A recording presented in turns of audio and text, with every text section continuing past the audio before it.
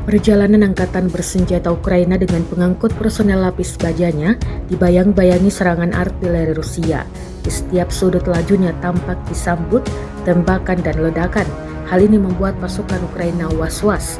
Bahkan 2 tembakan artileri tampak mengenai bagian depan kendaraan militernya.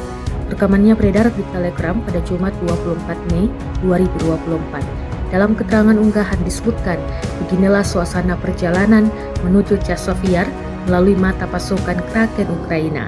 Kepadatan artileri Rusia di Chasiv sedemikian rupa sehingga membuat was-was Kraken, klaim Rusia.